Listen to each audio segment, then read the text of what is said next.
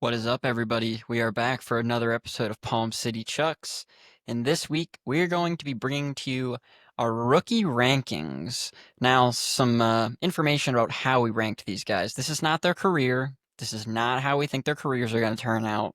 This is how much we think they're going to contribute to their teams in year one. We're doing the skill positions on offense: quarterback, wide receiver, running back, tight end. Slightly different order than I just said it. Confused it in my head. It's whatever. But with that, let's just go ahead and get started. Chris, I'll kick it over to you. Get us started with the quarterbacks. All right. With quarterbacks, no surprise, the number one player I think to have an impact on his team this year is Cam Ward. Guy's a gunslinger. He's going to have an impact. Is it going to be positive or negative? I don't know, but the impact will surely happen. But yeah, excited to see what he can do. I mean, he's going to have the keys. We'll see what he's got, but job is his to lose. Coming in at number two, this is where I have the Saints rookie quarterback, Tyler Cho. Um, he's another quarterback that honestly, it's likely that he plays in my eyes. I mean, we had the Derek Carr retirement. We got Rattler, which, come on. So, and also, like we mentioned already in previous episodes, thinking the Saints are kind of embracing a tank here. So, not a bad move to throw the rookie QB into the mix, even though he is kind of old for a rookie QB. Does have quite a bit of experience in college. Coming in at number three, this is where I have Jackson Dart. In my eyes, he's buried on the depth chart, but I still feel like there's a chance he plays in year one. I mean, you got Russell Wilson, you got James Winston ahead of him, but I mean, those guys are kind of old news. We know what they are. If the Giants aren't doing too hot, need to spice things up, I could see them going to Dart at some point this year. At number four, this is where I have Jalen Milrow, another guy who has a shot in the dark of playing this year. Um, Seattle has Sam Darnold, a guy who played really well last year, as we know, but couldn't get it done when it mattered. And just kind of similar to Winston and Russ for the Giants in that we kind of know what this guy is. If Seattle's kind of struggling, might want to end up getting the rookie some playing time, see what they have. Then coming in at number five, this is where I have Shador Sanders. And before I go into detail there, let me just say number six, I have Dylan Gabriel. I have no clue which one of these guys are going to play. Um, Another packed QB room. We got Pickett and Flacco ahead of them, uh, with, guys that have been in the league a while, especially Flacco. Hopefully it's Flacco. If I'm the Browns, I'm definitely playing Flacco. But yeah, we'll see what the Browns do here. I feel like if they do turn to one of these rookies, I do think Sanders is actually more likely to play, even though Gabriel was an earlier pick. I just feel like Sanders has a higher ceiling, and all the hype and everything else, I feel like is going to twist their arm and make them go with him. So that's Okay. what I have for my QBs. I didn't go too crazy with late round picks or anything like that. Just kind of wanted guys that I could see playing this year. All right. Interesting. Interesting. I'll take it over. Work through my list. My number one quarterback, also Cam Ward. I think he's the shoe-in for number one out of these rookie quarterbacks. As you mentioned, you put it well. First round pick out of Miami, number one quarterback off the board. He's going to have the biggest impact on Yeah. the team for sure. Number one. Number two, I also have Tyler Shuck, which, by the way, it is spelled Shao Shuh, Shuck. but it is Okay. Shuck. I It's very I weird. knew I was gonna butcher it. Yeah. Um, I knew it. Quarterback out of Louisville, they took him in round two, but again, you mentioned the Derek Carr retirement. The Saints really don't have many other options, and I don't know that they're going to really try to win, because this is a team that, even if they make the playoffs, we talked about a little bit last week, aging defense, aging a lot of things. They're not going to make a run if they get there, so I think they're committed to a bit of a tank as well. Yeah. My number three, this is where I have Shadur coming in.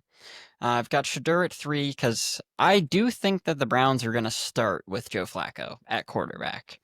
But I think at some point in the year, they're going to realize that the other three NFC North teams probably got a little bit better of a position that they do. And they drafted two quarterbacks in rounds 3 and 5 this year. Shedeur being the fifth rounder, as you mentioned, Gabriel was first. But I think they're going to play both of them at some point this year. I really do, because they're going to need to see what they have to understand Hmm. where to go next year. So I think Joe Flacco out the gate will start as the number one quarterback. But I think both rookies eventually get a shot to run this team at some point this year. And I think Shedeur's got the bigger impact than Gabriel. And that's not even me speaking high on Shedeur. I'm not very high on Shedeur, to be honest. But I'm very low on Dylan Gabriel. So that's why Shedeur comes in first here. But following that, immediately following F4 is where I've got Dylan Gabriel. Like I said, I think both are going to play. I think both are going to get a shot. And the top four here are the ones that I see likely starting games for their team this year.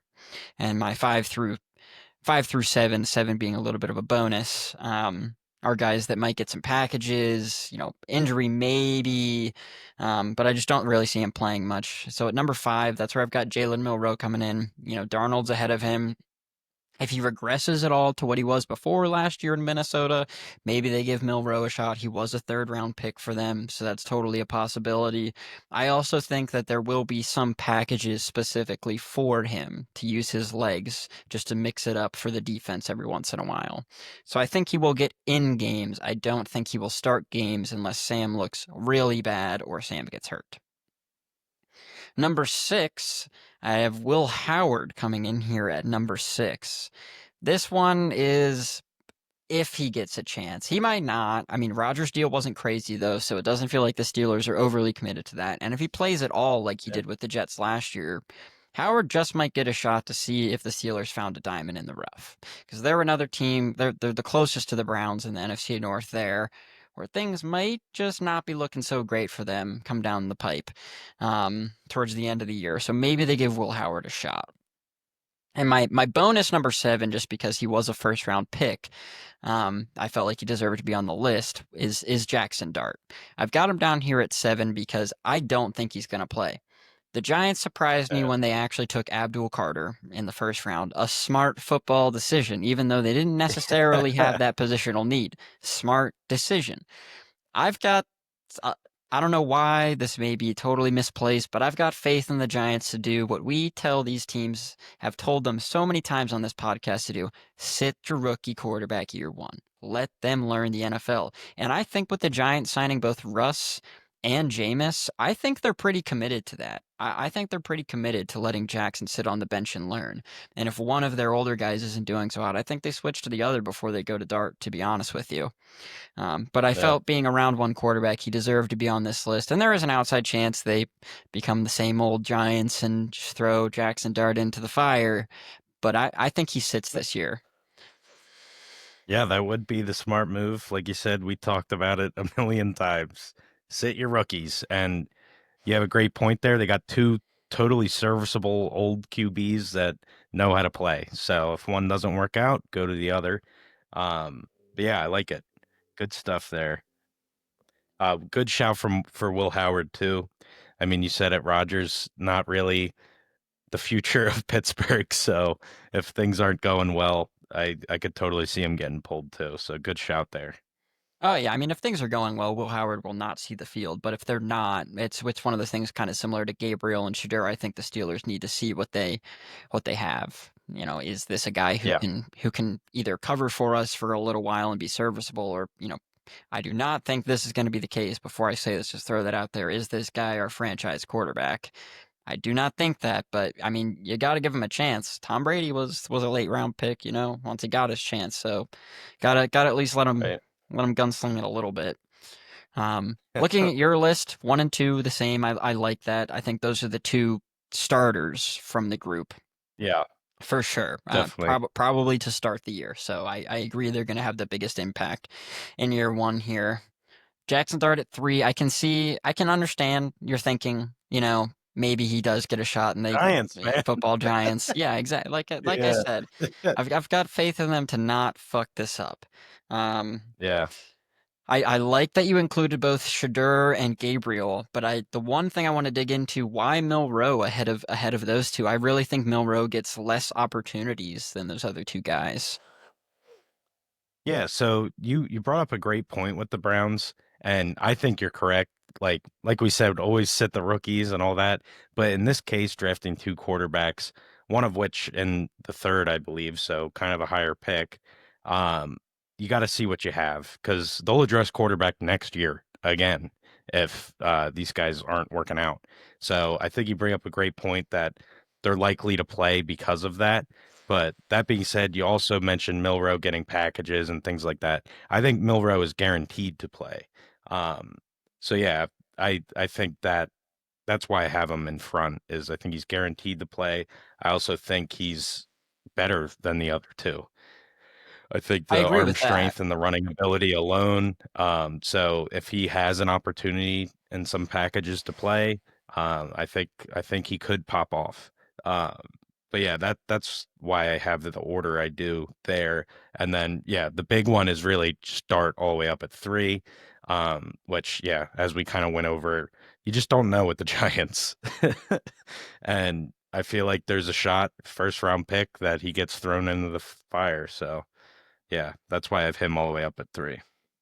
Yeah, it's just one of those things where it's like, if the Giants had a brain, they'd release first round picks, get the extra year on their contract, right? Yes. So use that One of the and let, many perks and yeah, reasons to bench him. yeah, exactly. Yeah. Like use that year. They've got an extra year on the rookie deal.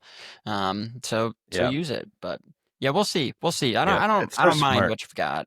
To your point about the first round pick getting the extra year, one of my like, oh my gosh, this was genius moments was the Ravens trading back into round one to draft Lamar. Like just for that. Yeah, So genius because you're getting a young QB who needed to develop a little more. And yeah, I mean, we've seen what it's done for them, which obviously he made his impact well before that extra year needed to kick in. But yeah, just really smart to do that with a quarterback and get that extra year. 100%. 100%. All right. Well, let's go ahead and move on to the running backs. We've got 10 here for you all each, so we're gonna split this up 5 and 5. I'll go ahead and get started with my first five, and I think to nobody's surprise, my number one, Ashton Jonty.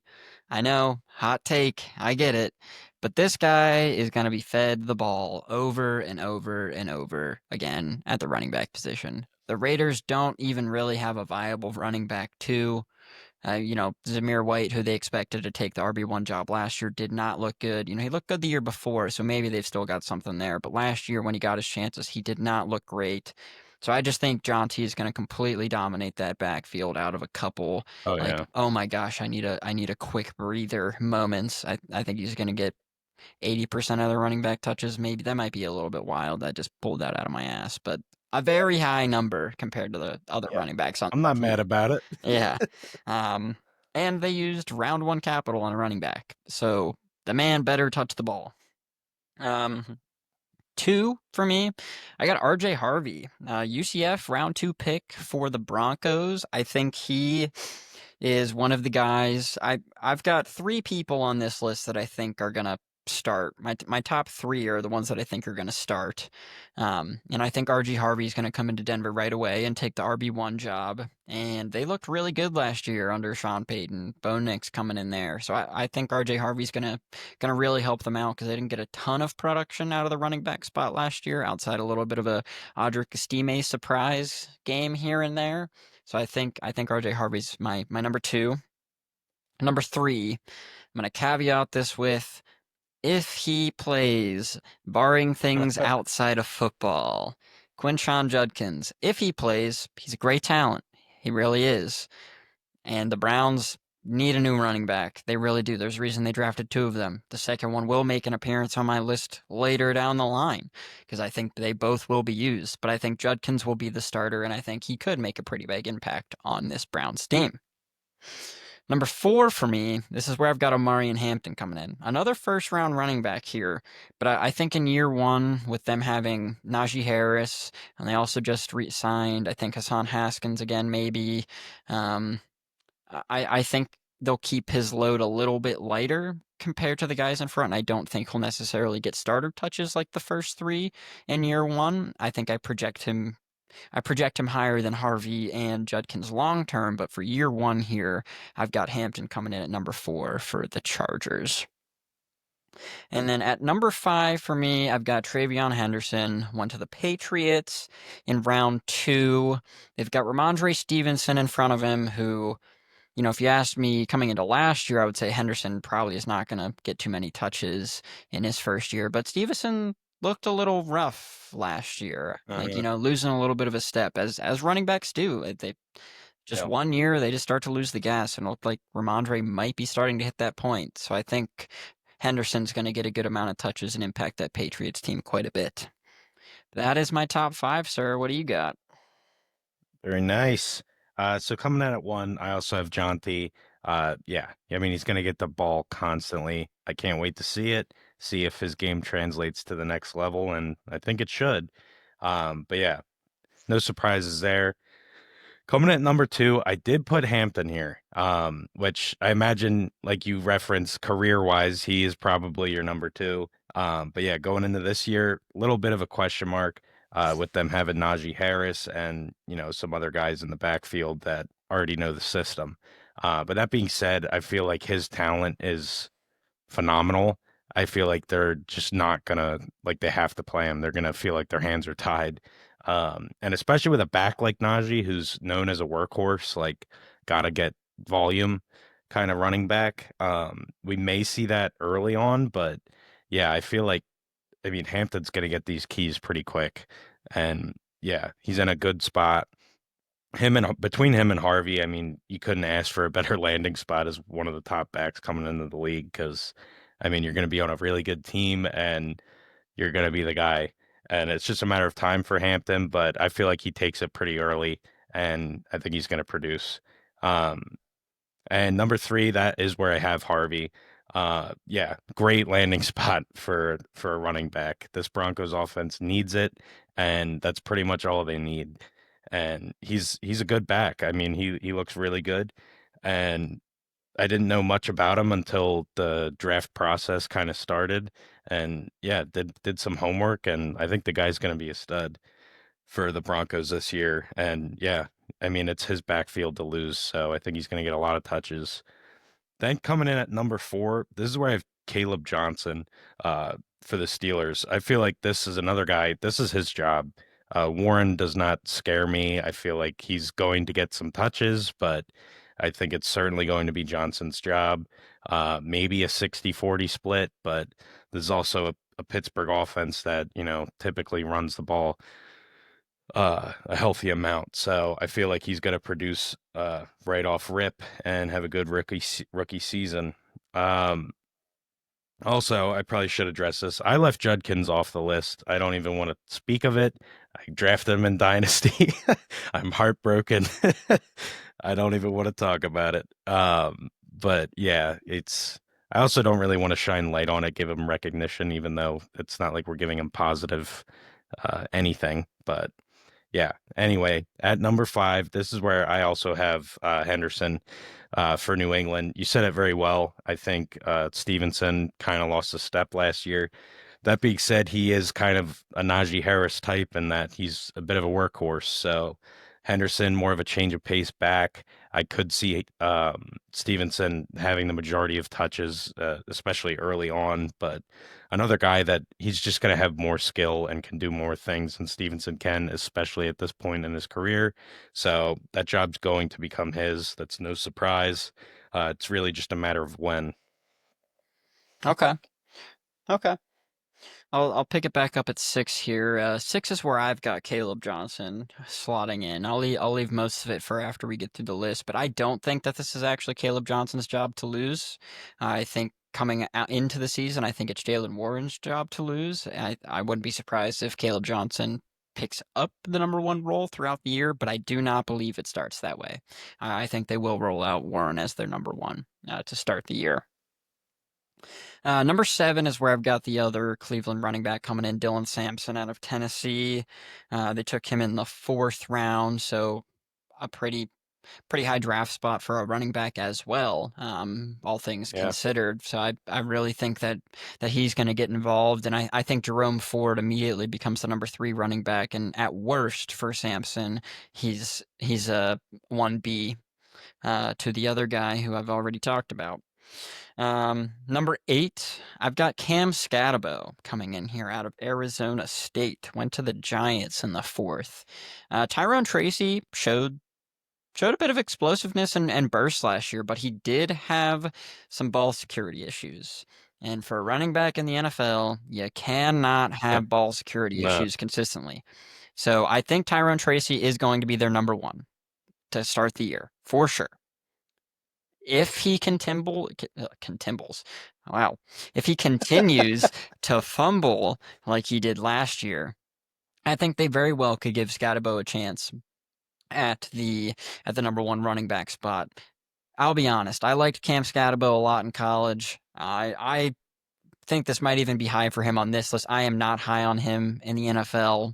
4.7 40 as a running back, it never works out in the NFL to be that slow as a running back. So we'll see, but I think he's going to get some touches, and at worst, he's definitely a bruiser compared to Tracy. He's a big body, so he could score some tutties on the goal line possibly.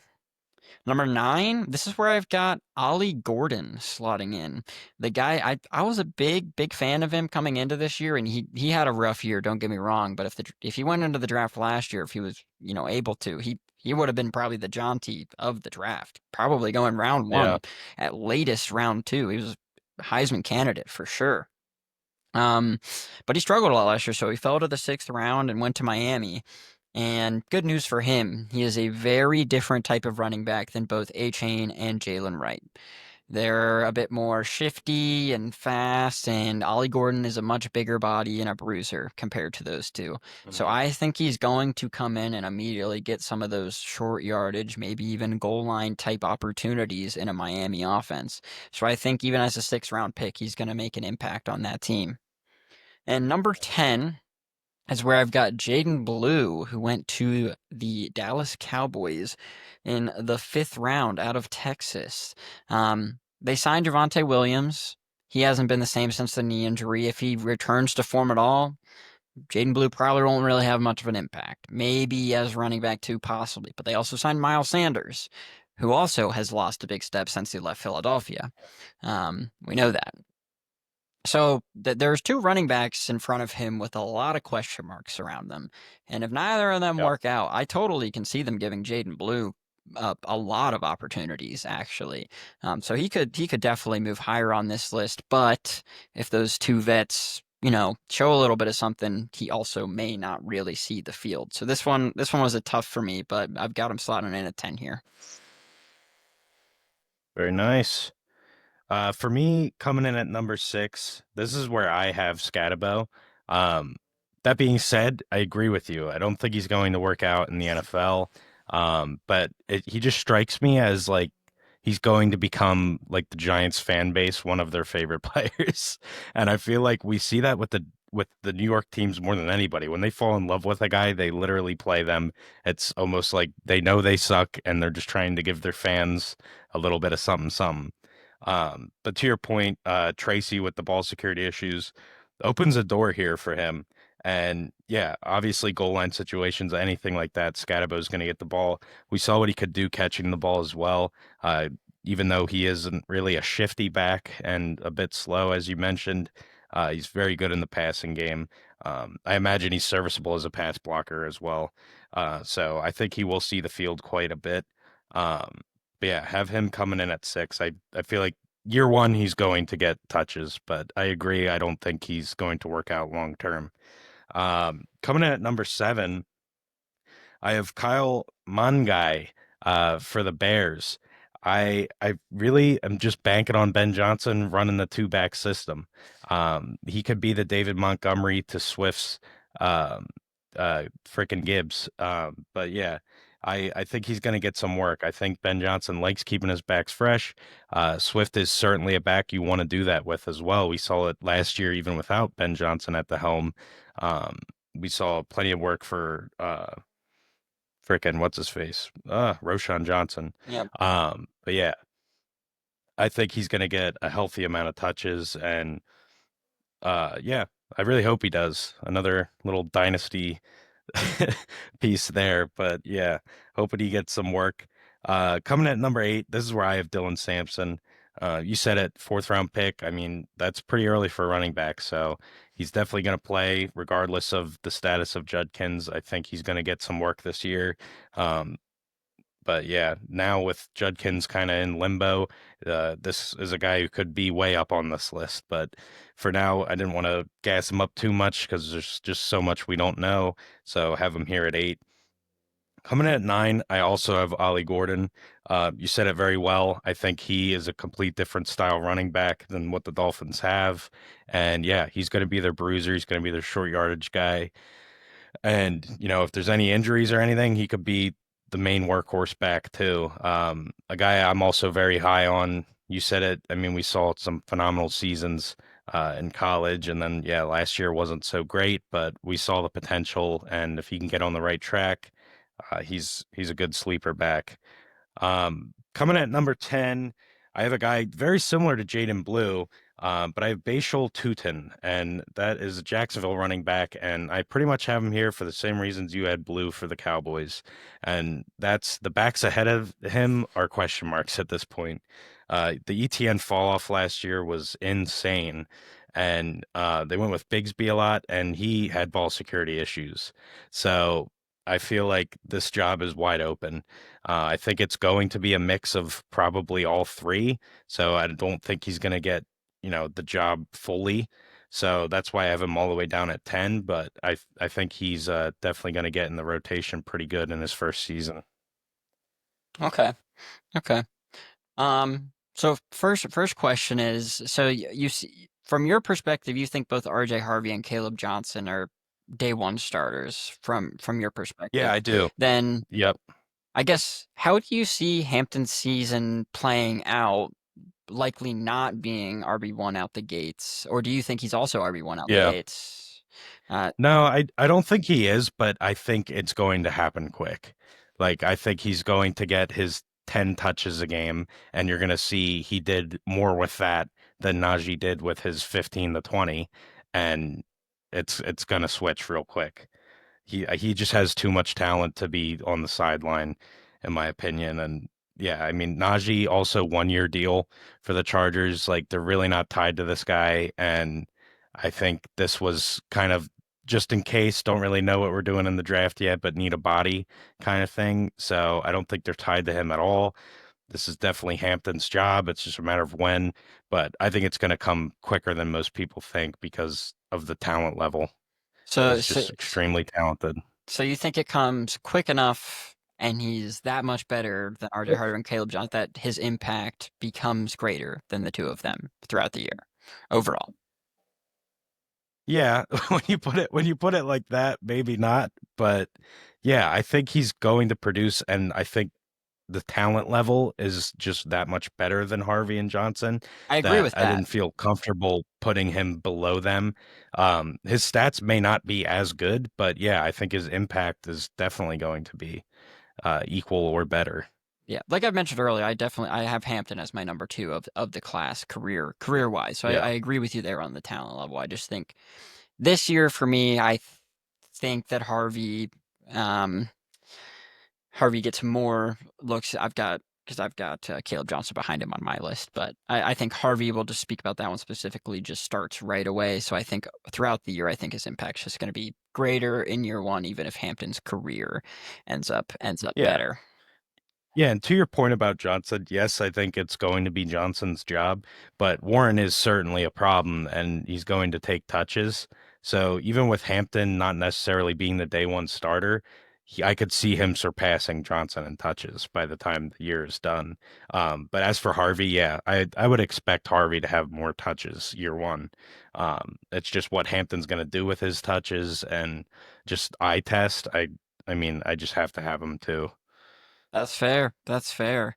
And I guess the only other one I wanted to talk about from my perspective was your Bears back Kyle Mangala, something like that. Yeah, D I'm calling it Monangai, but yeah, I don't okay, know how to say it. that works for me. Not gonna question you on it. So does that mean you think Roshan Johnson just is out of the rotation then, or takes like a Yeah, Craig Reynolds type role on the Lions, where right. every once in a blue Yeah. moon you get a touch? Yes, exactly. I think he's going to be involved still, but yeah, not nearly as much as what I'm expecting from Kyle. Yeah, I think Kyle can just do more. Johnson was kind of like just okay, you know. He didn't really do anything that special. He was just a bigger body that they had, and for goal line situations, they didn't want to pound Swift. So they gave it to him. But I feel like it was more of I'm in a really good situation than I'm a really good running back. So I feel like they've got some more pieces now, and I think he's going to fall down the depth chart a little bit. Okay, okay, that's that's fair. Anything from your perspective you wanted to talk about on the running backs?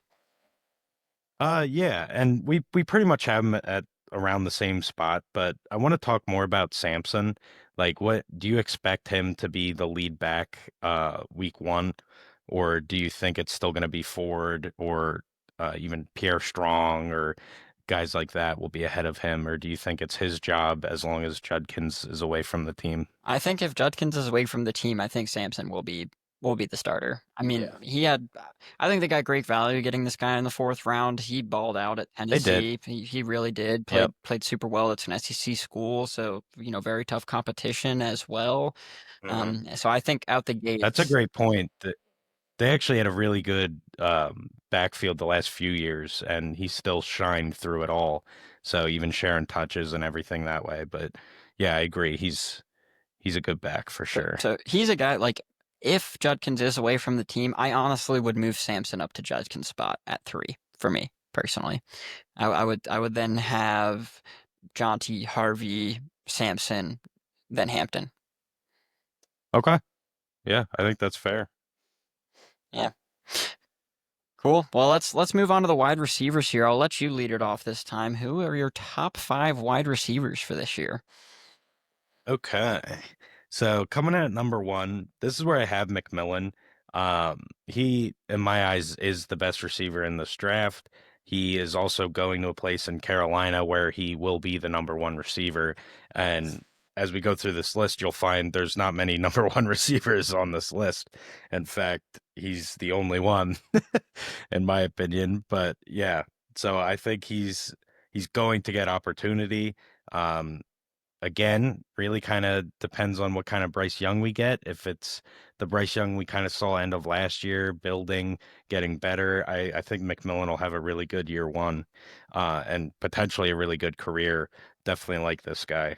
Um, Coming at number two, this is where I have Jaden Higgins, for the Texans. I feel like this is a really good spot.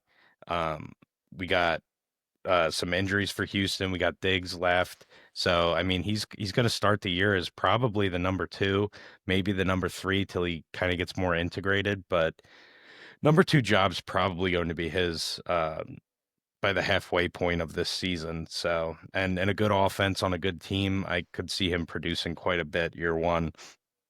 Coming at number three, this is where I have Igbuka for the Bucks. I just really like him. I feel like he kind of fell in the draft, and the spot isn't that great with it being the Bucks. I mean, we got Evans, we got Godwin ahead of him, so we even have McMillan. I mean, he might or not McMillan, sorry. It is McMillan. Who Yeah, it is or it is, Jalen yeah. McMillan, and he Okay. popped off at the end of last. Yeah.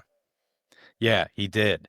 So this is a guy who could kind of be buried, but I just feel like he has so much talent. He's going to kind of find a way to get the ball. And yeah, so I'm at three. Number four, this is where I have Matthew Golden for Green Bay. Um, Another guy who I think a lot of people would probably argue this is the only other guy on this list that's probably wide receiver one, but I'm not going to give him that yet. I like a lot of the Packers receivers. None of them are really phenomenal, but they're all serviceable. So depending on Love and what kind of chemistry he can get with Golden early, it's really going to dictate what kind of touches he gets. But yeah, certainly a lot of a high ceiling here, I would say. But yeah, I'm gonna have him at number 4 for now. And then coming at number 5, this is where I put Travis Hunter. Um, we know how I feel about Travis Hunter as a receiver. I don't think it's going to work out, but they're certainly going to try it year one. So I think he's going to get touches and get a lot of opportunity, especially with all that hype. So I think five's a pretty fair spot for him. That's fair. That's fair. Starting off with my number one, I've also got Tet there. I agree. I think he was the best receiver in this class, and he's got a great situation to immediately take over the number one, maybe number two if Xavier Legette took a big step in the offseason to start the year, but I think Tet probably eventually takes it over. Um, so just great situation for him. Um, my number two, this is where I have Travis Hunter, and this sucked. I feel the same way as you do about him. But the Jaguars used a top three pick on this man, are very Mhm. intent on playing him at wide receiver for some reason, and he really doesn't have any target competition outside of Brian Thomas Jr. So I just think, Yeah. especially because they traded away Evan Ingram, so they don't even have the tight blanket anymore. So I really Yep. think that Travis Hunter's just going to get enough opportunities that not that I don't even know how much he'll do with them, but I think he'll get a lot of touches some way if chances. Even if it's a negative impact, I think he's going to have the number two impact overall out of the wide receivers on this list here. Yeah. Um, Very fair. Number three, this is where I have Matthew Golden slotting in. You said it perfectly, but the reality is too. This is the first receiver they took in round one in a very long time, and they used round one Yes. capital on him. So they have to Yeah. give him the opportunity to make an impact. And I think that alone is really why I've got him at number three. I think I spoke before on the pod, like I'm not super high on the guy. I'm not super low either, but specifically for the Packers, this maybe isn't the guy I would have taken round one. But they did, and being round one draft capital, I think he's going to get a lot of opportunities here in year one. Number four for me, I've got Jack Beck out of TCU. Went to the Raiders in Okay. round two, and they brought in an okay quarterback in Geno Smith. Pete Carroll's there, and their wide receiver room is light. Very light. Yeah, They've it got is. Jacoby Myers and Trey Tucker, like that's what they got. So if Jack Beck comes in and looks the part of an NFL wide receiver, I honestly think that he could take the wide receiver number one spot. Maybe Jacoby ends up with more grabs, but being a possession guy, maybe. But I really think Jack Beck, if he looks the part of an NFL receiver, he could get quite a few touches. So I've got him in here at four. Number five is where I've got Jaden Higgins coming in. I agree. I really like this guy. I think he's going to be excellent. Early round two pick for the Texans. I just think they have so many good guys on offense that I couldn't put him ahead of the others because I think the opportunities will be spread around a little bit more Yeah. compared to maybe some of these other guys. So I've got Higgins at five there, and I'll toss it back to you. Very nice. So coming in at number 6 for me, I have Trey Harris for the Chargers. This is a wide receiver room where I think there's opportunity. Somebody needs to step up, and I'm thinking it just might be Trey Harris. Think he could make a splash this year, and even for the future, hold on to a wide receiver one or two job. Um, but yeah, just a kind of overall weak receiver room, and there's definitely room for starting minutes right away. So, assuming he gets those, he could even be higher than 6, but gonna rock him at 6 for now. At 7, this is where I have Luther Burden for the Bears. Really good talent, probably my second favorite wide receiver in this class as far as talent, but a guy who's buried. The Bears have a lot of skill positions and a lot of guys that, need the rock. So, yeah, I don't think he's going to get that much opportunity year one, but I think they will also at the same time make a point to get him the ball in certain situations. But yeah, have him at 7 for now. At 8, this is where I have Kyle Williams for New England. This is another wide receiver room that's pretty weak. So, I mean, if Williams Williams does some stuff here. He could, he could take a wide receiver one spot too. This is wide open, and they've had some disappointing performances from rookies last year, like Polk. Um, and yeah, if Williams can, stray from that trend and have some productivity, he could, grasp something big there. So have him at 8, but yeah, could certainly be higher by the time we're done. Coming in at number 9, that's where I have Jack Beck. Um, Amazing story with him, but I really like just eye test. I don't really see it, so that's why I have him lower. But you do have a great point about him. Another wide receiver room where I mean he could literally be the number one, like you said. But yeah, I don't know what it is. I don't like it. I watch him play and I don't really see it translating in the NFL. I feel like he's a big body. I don't think he's fast enough. I don't think he's shifty enough. He's just sure-handed and kind of oafy, which can work out for some guys. But yeah, I just until it's proven that's that kind of play style, I kind of need to see it to believe it and rank it well. He's a TCU Um, receiver, but so it's always a risk putting up any higher. yeah, oh, don't do that, Jalen Rager. Ah, um, now I'm frazzled. Thanks. But coming in at 10, this is where I have Jalen Knoll, another Houston receiver. As I mentioned, there's opportunity here. Diggs leaving, Tank Dell being hurt. There's room. Granted, I think Higgins is going to latch on there. They did get Christian Kirk as well, so I feel like he is going to be a problem early on for the likes of Higgins and Knoll, but eventually I think they both surpass him. And then I think by halfway through, Noel's probably going to be like wide receiver 3 for these guys.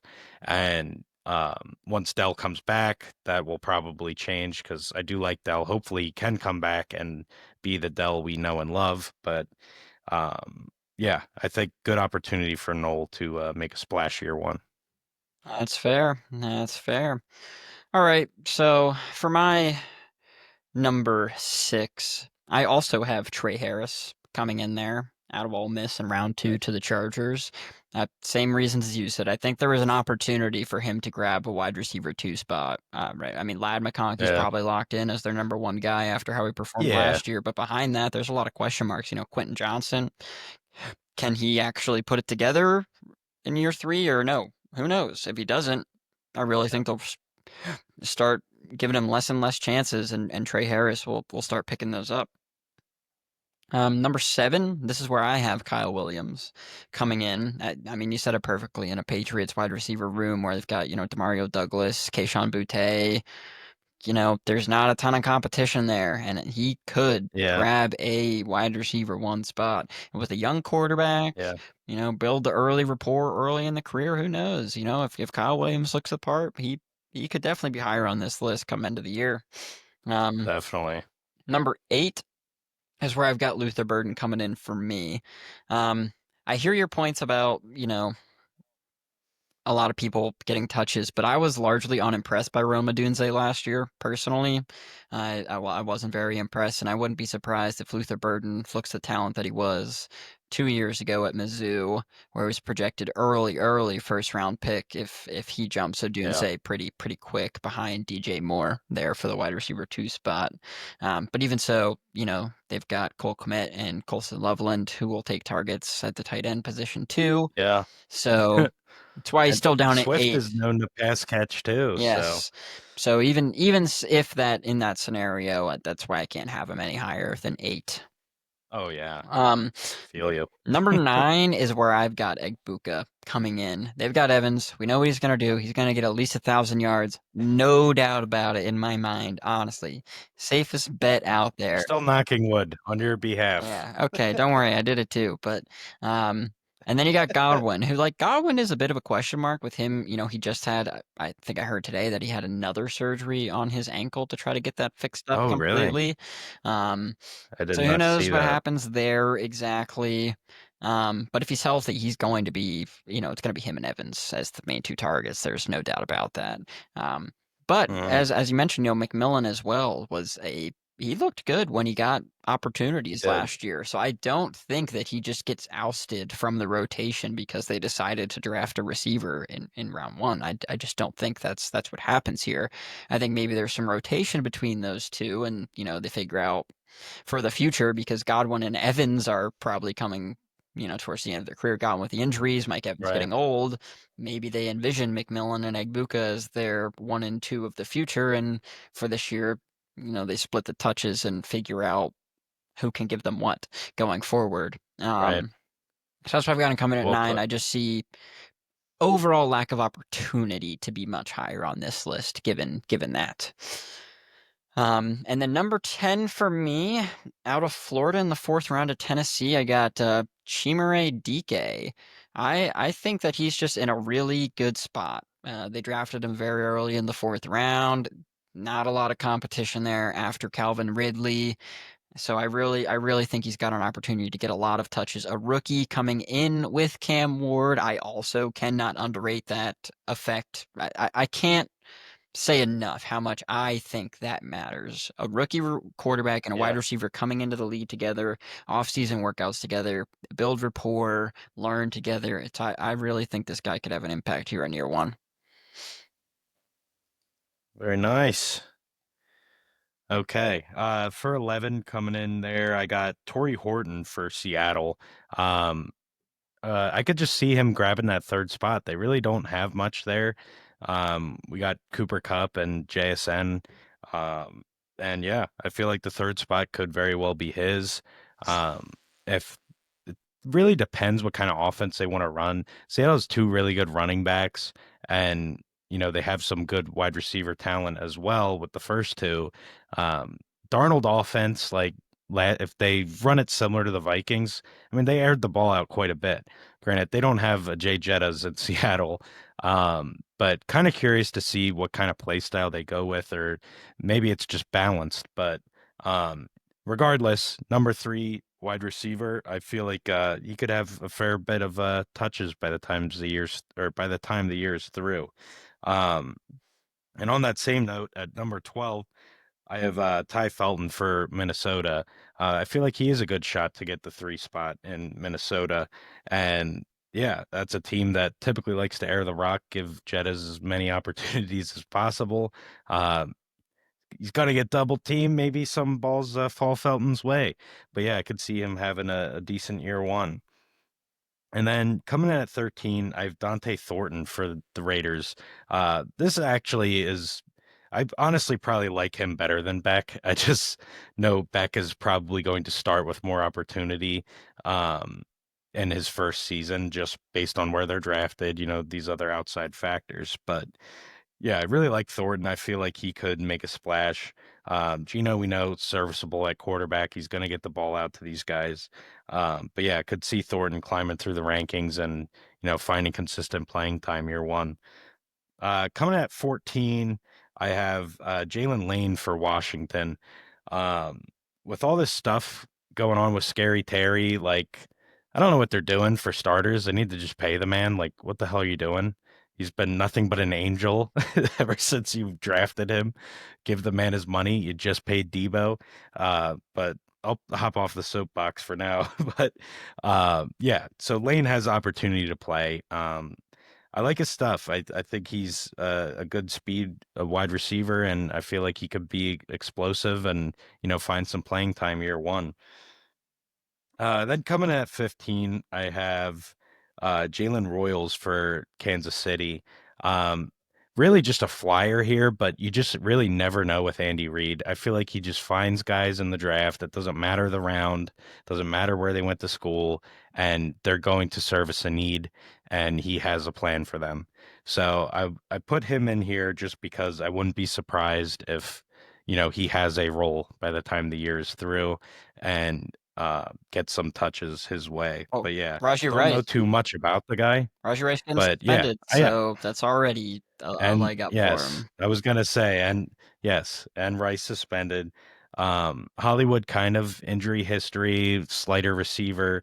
Not really sure what kind of impact he's gonna have with a full season. But yeah, I just like I said, Andy Reid is a freak. I mean, I'm sure he has a plan for this guy, so I could see him having value year one. That's fair. That's fair. I'll pick it up at my 11. I've also got Torrey Horton. I think there is a great chance that at some point during this year he definitely takes the number three role. I mean, they've got MVS, which is a similar style receiver, just kind of a burner, goes long. But I'm not, I'm not very high on MVS myself. But I think maybe the Yeah, experience will get the nod at the start of the year, and Horton will get his one-off chances, make good use of those chances and move up to the eventual three. He's not going to pass JSN or Cooper Cup here in year one, but I think he no, could move but into the number three role and get some looks for sure.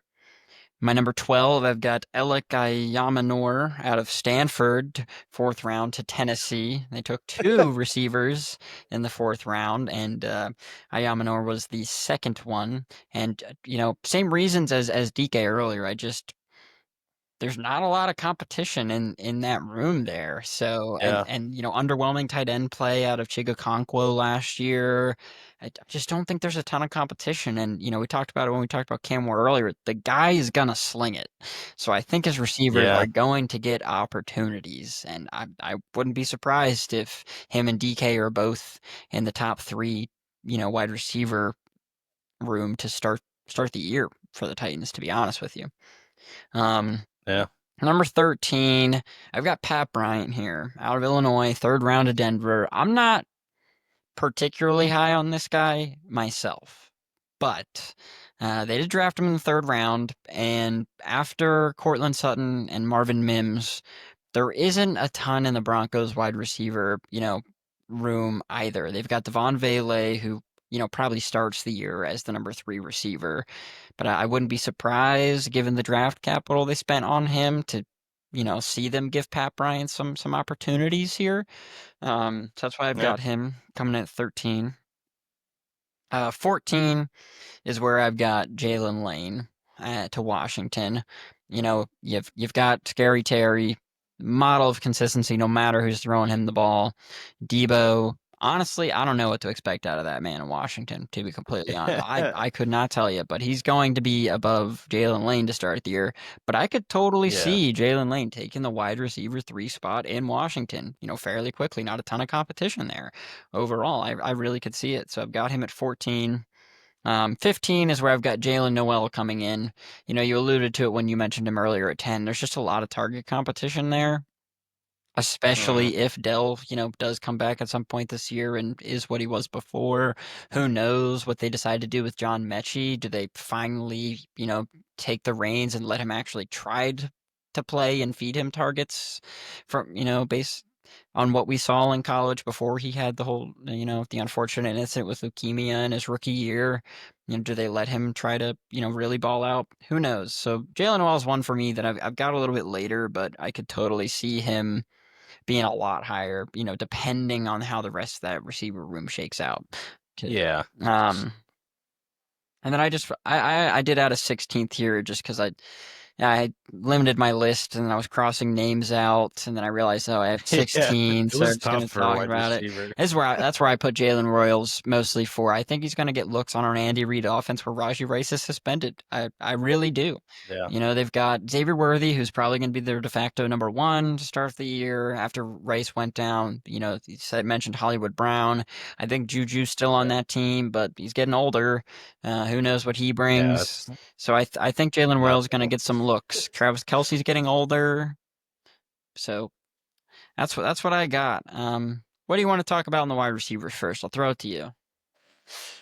well, for starters, you've persuaded me into thinking I'm an idiot for not having a Tennessee wide receiver on here. And you're right, the wide receiver room's wide open. I don't know how I didn't think it, but yeah, both of those guys totally have an opportunity to make a splash year one. So I definitely regret not mentioning either of them for starters. But yeah, that's a good shout. And you're right, these rookies coming in together, get the early rookie camp, all the off-season stuff. You're right. I mean, you're talking about guys that get chemistry with Cam Ward first. Like Ridley don't have chemistry with him right now, but one of these guys very well might. And like you said, also Cam Ward is going to be slinging that thing. So Yeah. it's got to go somewhere. It's not going to go to Ridley every damn time. So who's it go to? Maybe that's why I left them off. I didn't want to pick one. But yeah, I mean, as you mentioned too, literally both could warrant being on here. I mean, Ward strikes me as the type to throw 40 times a game, probably. And yeah, if we're talking potential wide receiver 2 and 3, there's plenty of touches to go around there. So definitely regret not mentioning them. Another one I think we need to talk about is Egbuka, because you brought up great points there. A bit buried on the depth chart. I had him all the way up at 3. Um, so I just want to justify that a little bit. I was gonna ask, And so. this is kind of my, yeah, I figured. Let me get out in front. This is kind of my like Hampton of the wide receivers. Not necessarily equal amount of touches to guys that I have lower than him, but I think the impact and the ability, we're going to see that right away. And as you mentioned, the future, which we're not really supposed to be talking about in this episode, but I could see him being a 1 or 2 for this team down the road with given Mike Evans' age and Godwin's age/health. Um, but yeah, that's why I have him way up there. I just really like the talent. And also, I don't know why, I'm just like very anti Golden. And I just couldn't have him top 3. So I had to bump him back a little bit. That's totally fair. But yeah. But yeah, you made some good points about him too. Just investing that first round capital, it kind of guarantees you some things. So yeah, I had him at 4, so nothing crazy, but yeah, I expect him to have a good year. Um, yeah, we were pretty much in agreement on a lot. I am curious what you think of Beck, because I kind of torched the guy, and maybe you want to praise him so I can I sleep tonight, I don't really or want to I don't really want to praise him. I honestly I don't like oh, heavy okay. disagree with a lot of what you said. I just think I think their receiver room is even worse off than the Titans is. I'd put Calvin Ridley above Jacoby Myers personally. So I Oh, just definitely. think that Yeah. Jack Beck being such the big body that he is, such a different receiver than Jacoby as well, and bringing in a quarterback that can actually throw the ball now, and they've got a running back that, Yeah. can make the other teams respect the run. I just Yep. think the opportunities will be there for him to make a big splash. And Okay. to be And on that same note, and continue, and then just get to this after. But what do you think about Thornton in that same I system? mean, you did kind of the same thing that I did with the Titans. You named 2 on a wide receiver depleted room, so I don't hate that you have him there because I could totally see him becoming the wide receiver 3 as well and getting a lot of opportunities right out of the gate. I can absolutely see it. I think the reason I don't have him on my list is I don't hate Trey Tucker. I could totally see Trey Tucker holding on to the wide receiver 3, possibly even wide receiver 2 if Jack Beck does really struggle. And I just don't see a second guy on the Titans like that. So I think that's kind of how I came up with my list there. And Okay. I just want Yeah. to bounce back to we've said a few times Matthew Golden's going to get the opportunities because being a first round pick and they spent that capital. To be clear, Egbuka did go 4 picks before him at 19 in the round 1, but I clarify for the audience here. Evans and Godwin, when healthy, are stars. Um, Yeah. the Oh Packers yeah. don't have a true star, in my opinion, in the wide receiver. They have a No, lot of they don't. solid guys, but not a lot of stars. So the situations are a little bit different there, and why the first round draft capital for those 2 guys is weighed, I think, a little bit differently. Just a little bit, Yeah. Buccaneers Totally fair. know that they have 2 stars when healthy. The Packers do not.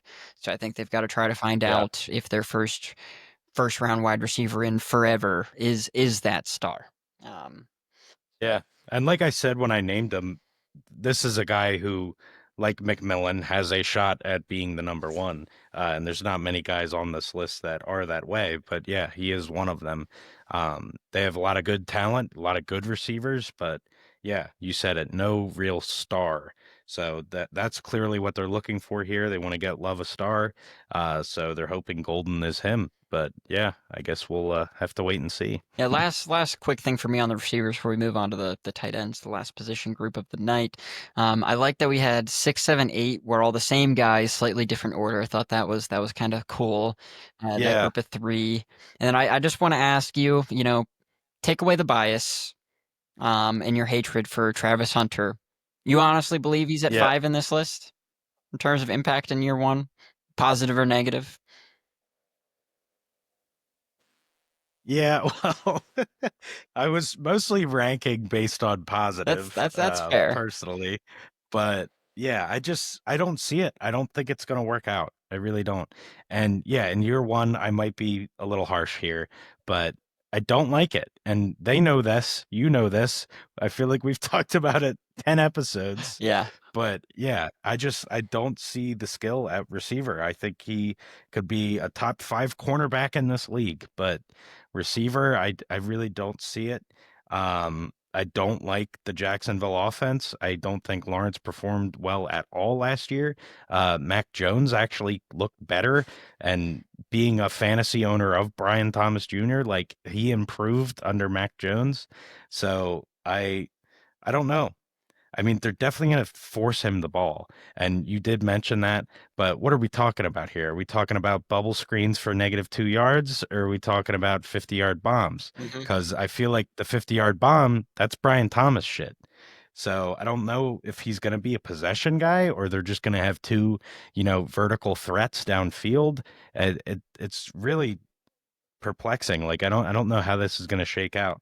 But yeah, for now, gotta bury the fool. I just I can't have him too high. I just can't do it. That's Hate that's me, fair. torch me in the comments. I don't care. That's fair. I was just curious. I mean, I don't like him at receiver either, to be extremely clear. Like Yeah. he doesn't have the routes the other many of these guys on this list, even lower, have.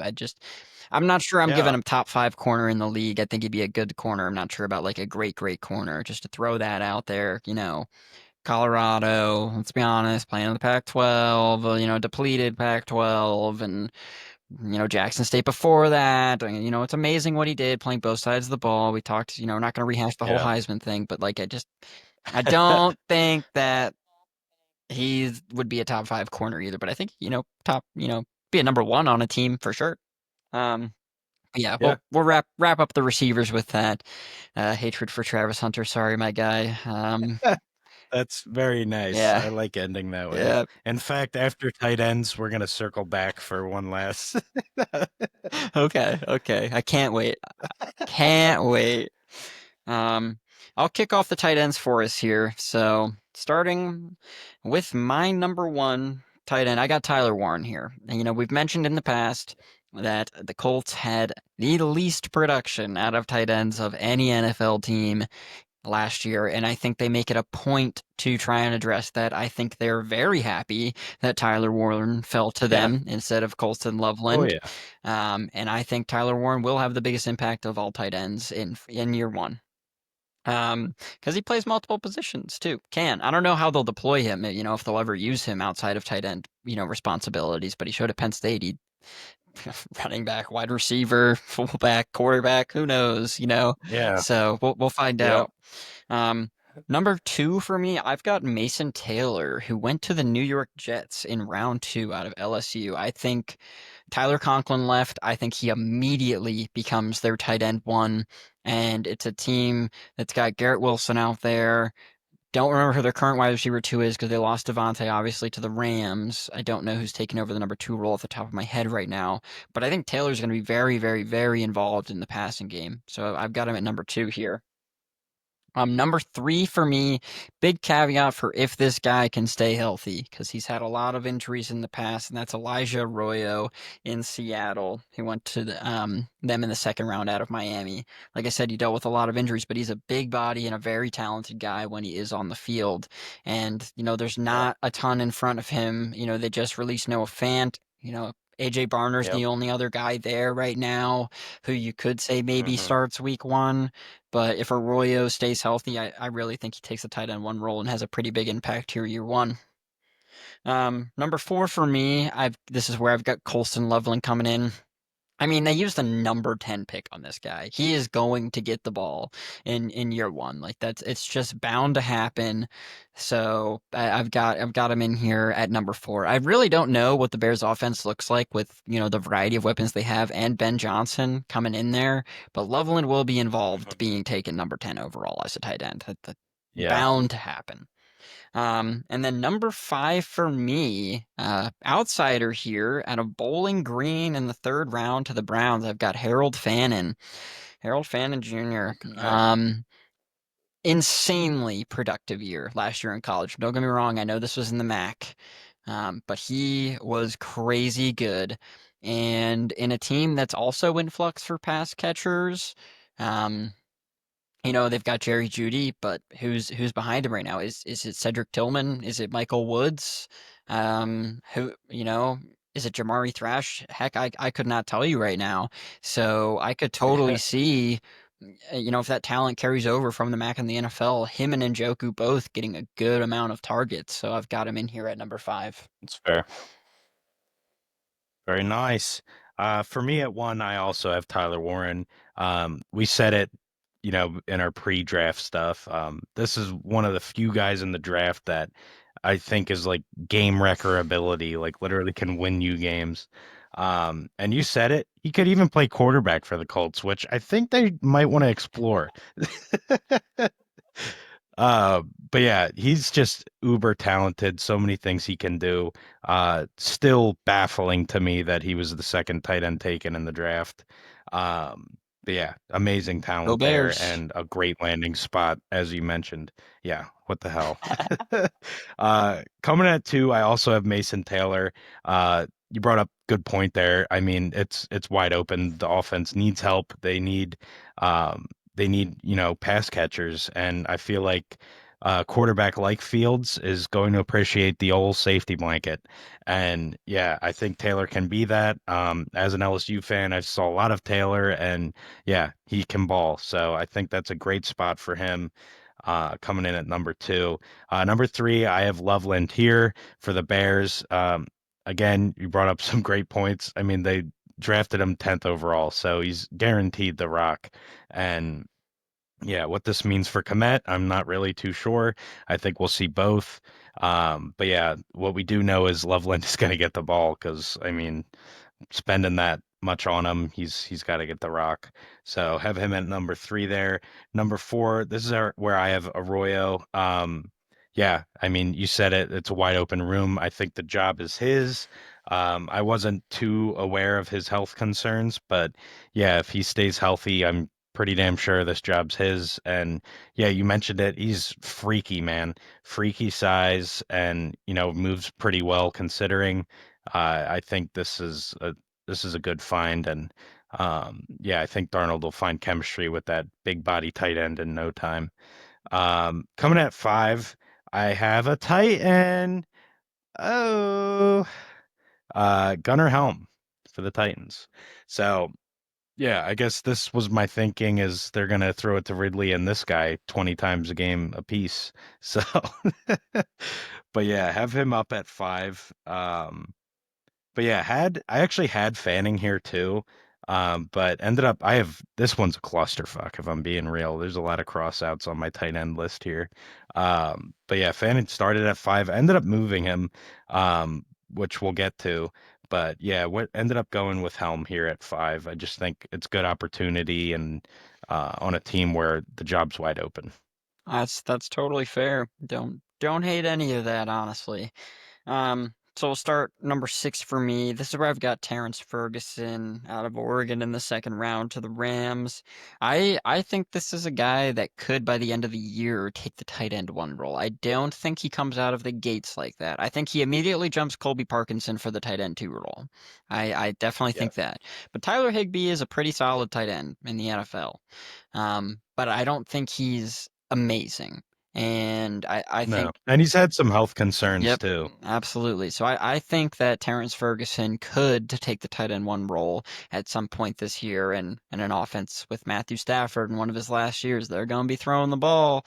So I wouldn't be surprised to see him do something. So I've got him at 6. Number 7 is where I've got Gunnar Helm coming in. I mentioned it earlier, struggling tight end room last year. Chigo Okonkwo, he looked good 2 years ago. Last year, he did not look so good. Who knows what we get out of him? Maybe Gunnar Helm comes in right away and takes a tight end one role. And if he does, all the reasons I had Ayamanyor and DK in my wide receiver rankings apply to Helm. He could get a lot of targets because Cam Ward's going to sling that ball. Yeah. It's going to Yeah.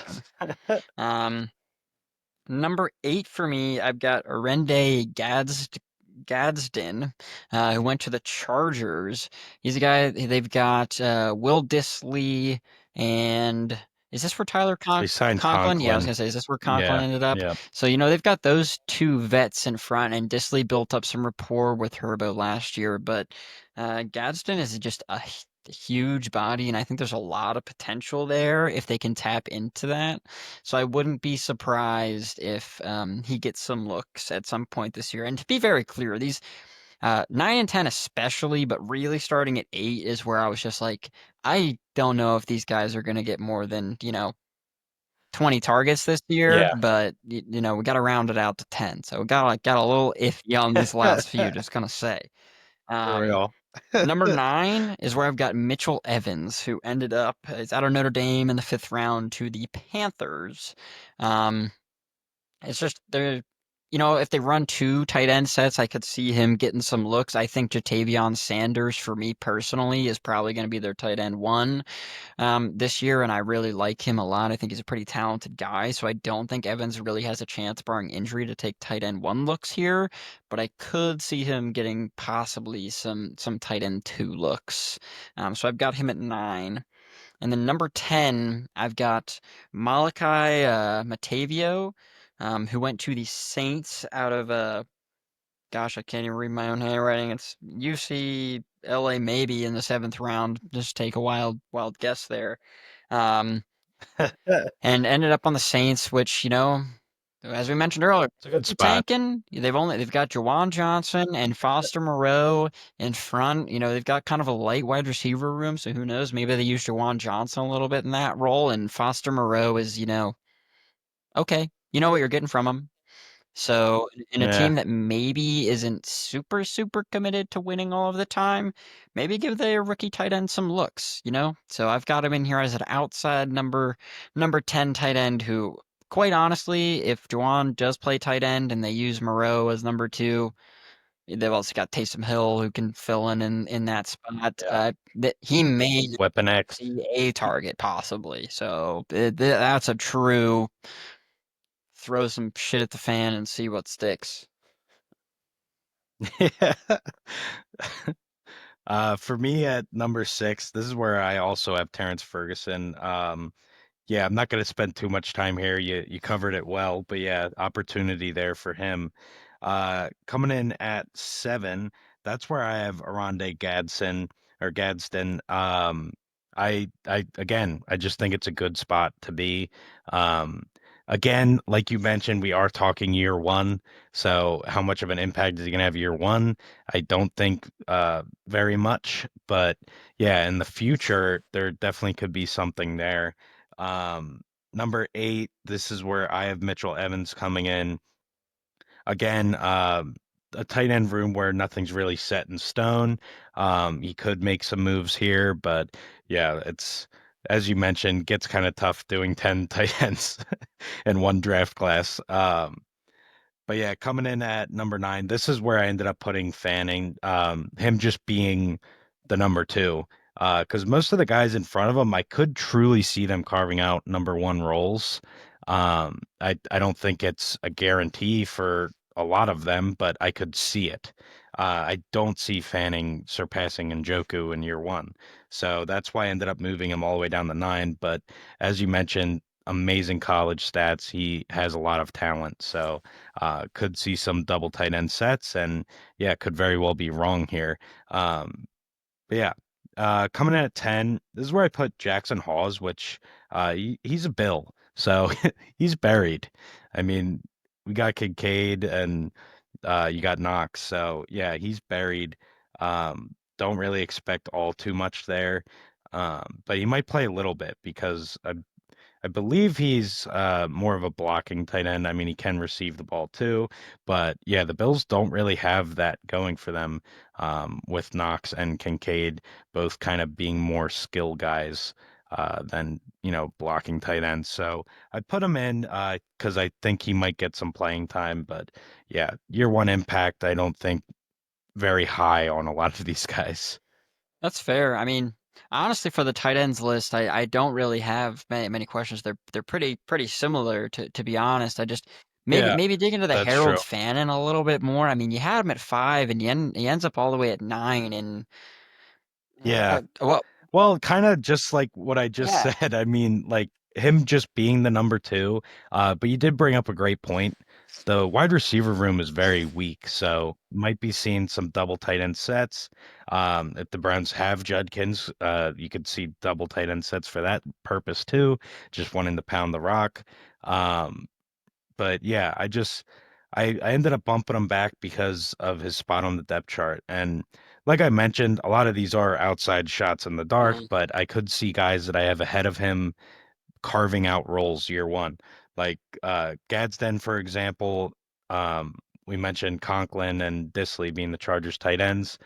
They don't scare me at all. Like if he can block, and I think the job is his because he's a good receiving tight end.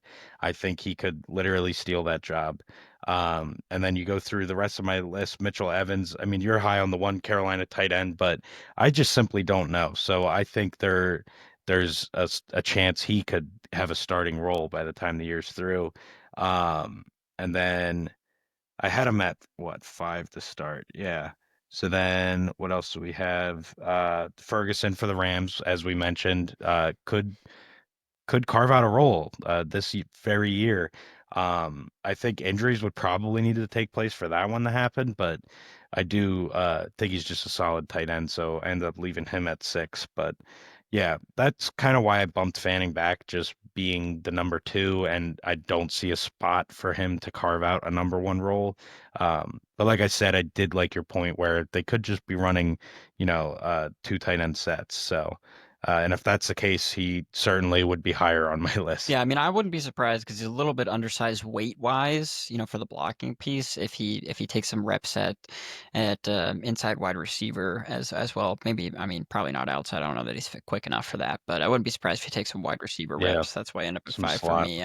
Last point, comment on what you said there is like I totally can buy Gunnar Helm and Terrence Ferguson ahead of him. I could see that happening.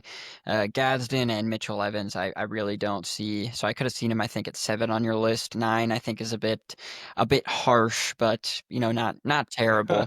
And before I really wrap this up, I do want to give you the opportunity to wrap back to your Travis Hunter comment you wanted to make. Play him at corner. What are we doing? He's a cornerback. My goodness. He can't play both ways. No, they couldn't even do it with my boy Pat Pete. They did it like 6 plays a game. Hmm. No, I really hope they try it with Hunter, but yeah, I don't see it working out. I just don't think he has the talent. Like you mentioned too, just coming from Colorado, a smaller school, not the best opponents, and I feel like they struggled considering. I mean, and that's a reflection on Shador too, who we talked about this episode. But yeah, I mean, the strength of schedule really wasn't that strong, and they didn't really show out all the time. I mean, that's kind of tough to argue in, Hunter's case. I mean, the guy won Heisman. I mean, he certainly had good stats, but we know why he got the award. It's because he played both ways. But yeah, I rest my case. We know how I feel. Not high on him as a receiver. I could see him being a very good cornerback, though. Yeah, I agree overall with that point. And with that, some more Travis Hunter slander. We will end this week's episode of Palm City Chucks. It was really, really great time. I really enjoyed this one. Let us know in the comments, what you thought of our rankings. If you disagree, agree, are we crazy for some of these guys? Maybe let us know your opinion on Travis Hunter or Jack Beck, Egbuka, too. I think those were our Yeah, 3 biggest contention points of the yeah. day. Friday, so let Yep. us know what you think. And Tennessee receivers. Tennessee What do we think? receivers. Yeah, They exactly. gotta get the ball or what? Yeah. And for those of you who listened in for college last year, don't worry, we haven't forgot about it. We know 1 week from when we're recording this today is week 0, the kickoff of week 0. So we will be bringing you some college football content again soon. But with that, thank you, everybody. We appreciate you all for listening in, and we'll be back next week. Later, PCC!